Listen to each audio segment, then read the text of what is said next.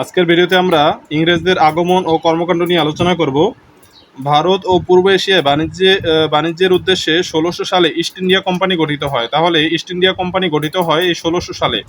গঠনের উদ্দেশ্য হচ্ছে ভারত ও পূর্ব এশিয়ায় বাণিজ্যের উদ্দেশ্যে গঠিত হয়। 1608 সালে সম্রাট জাহাঙ্গীরের অনুমতি পেয়ে 1612 সালে সুরাটে প্রথম বাণিজ্য কুঠি নির্মিত হয়। তাহলে ইংরেজদের প্রথম বাণিজ্য কুঠি নির্মিত হয় সুরাটে প্রথম বাণিজ্য কুঠি নির্মিত হয় 1608 সালে সম্রাট জাহাঙ্গীরের অনুমতি পেয়ে, আর এটা নির্মিত হয় 1612 সালে। 1633 সালে বাংলায় প্রথম নির্মাণ করেন হরিহরপুরে। এই বাণিজ্য গঠিত ভারতীয় উপমহাদেশে 1612 সালে প্রথম গঠিত হয় এবং বাংলায় প্রথম গঠিত হয় 1633 সালে, এবং এটা গঠিত হয় হরিহরপুরে। এবং একই বছর হুগলিতেও বাণিজ্য কুঠি নির্মাণ করেন। কলকাতায় ফোর্ট উইলিয়াম দুর্গ নির্মিত হয় 1898 সালে। কলকাতায় ফোর্ট উইলিয়াম দুর্গ কোথায়? কলকাতায় নির্মিত হয়, এবং এটা 1698 সালে নির্মিত হয়। এবার আমরা ভারতীয় উপমহাদেশে আগত বিখ্যাত পর্যটক সম্পর্কে জানব।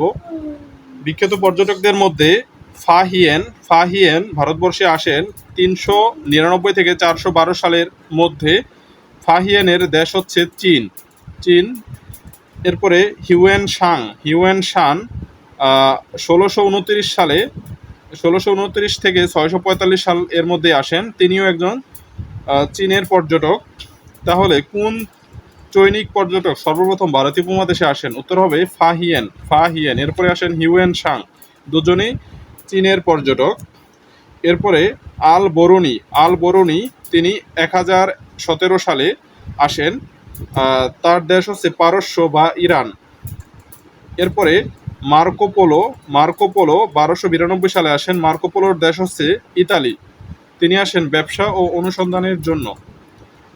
এরপরে ইবনে বতুতা 1333 থেকে 1347 সালের মধ্যে ভারতবর্ষে আসেন। ইবনে বতুতার দেশ হচ্ছে মরক্কো। তার ভ্রমণের উদ্দেশ্য হচ্ছে তিনি মূলত ভ্রমণের উদ্দেশ্যেই আগমন করেছিলেন, পরে বিচারপতি হিসেবে নিয়োগ পান। আজকের ভিডিও এই পর্যন্তই। সবাইকে ধন্যবাদ। আসসালামু আলাইকুম।